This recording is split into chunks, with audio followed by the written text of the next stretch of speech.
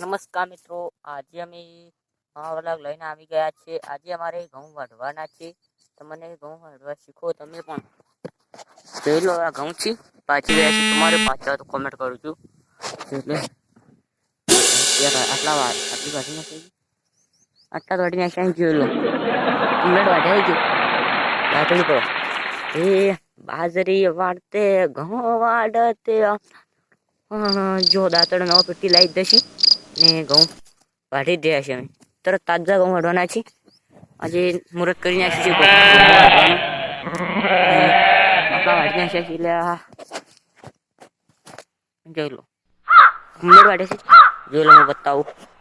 નમસ્કાર મિત્રો, આજે આપણે ઘઉં વાઢી રહ્યા છીએ અને ઘઉં વાઢી રહ્યા છીએ અને મહેમાન આવી ગયા છે ઘરે. આજે મારે માતાજીને પ્રસાદ કરવા જવું છે અને આજે અમારે ચા લાવી દો. ચા મજૂરી આવે ચા ના કરવા, ચા નો વસૂલ ના કરી નાખું મારું માની શોગર ને. એટલે મારી માની શોગર બીજે બે ભાવના આવી ગયા. ચા તો મને નહીં મળે, પણ એમ કહું પણ હવે મને લાડવા મળી જાય. લાડવા. નમસ્કાર મિત્રો, પાછો હું ઘઉં વાટી જુઓ તમે. હું ઘઉં ચા વાટી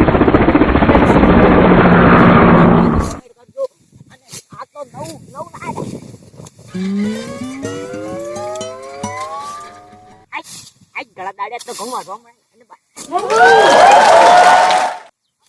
હા, મને એક્સપેરિમેન્ટ થાય. ઘઉં વાટવા કોમેન્ટ કરજો.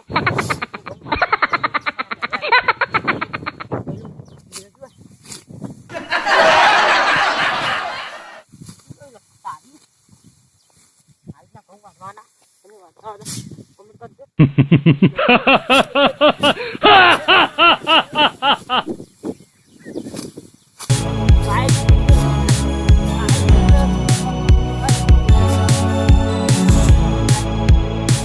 હવે મારે નાસ્તો આવી ગયો છે. ચાનો ચા તો પણ હોય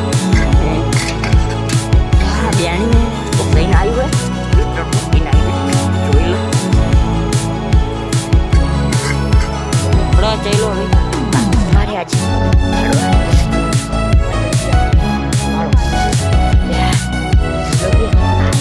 નાસ્તો મારે આવું આવે છે. અમારા ગામમાં નાસ્તો આવું. તમારા ગામમાં જો નાસ્તો મને કરો. ગામમાં નાસ્તો આવે જોઈ લો.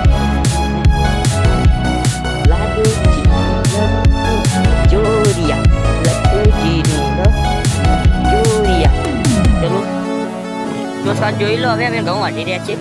જોઈ લો, આટલા ઘઉં વાટી નાખીએ છીએ. આટલા ઘઉં આખી પોઠી વાટી નાખી. આ ઘઉં ભાજી અમારા છે પણ વાઢવાના છે. આ ઘઉં જેટલા આજ વાટી રહ્યા. હા, અમે આરા દુસ્તને આગળ જ જવા. મારી મની છોકર એમ કહેતો મારો કાકો ઘઉં વાઢો તો એક રોટલો નહીં મળે. રોટલા ખાવાના અમે બેઠા હતા. કેમ રહેતા હશો? જોઈ લો, ઘઉં વાઢી રહ્યા છીએ. હવે હું ફોન કાઢી ને subscribe, share, like, share, comment કરવાનું ભૂલતા નહીં. સબસ્ક્રાઈબ કરવાનું ભૂલતા નહીં ભાઈઓ.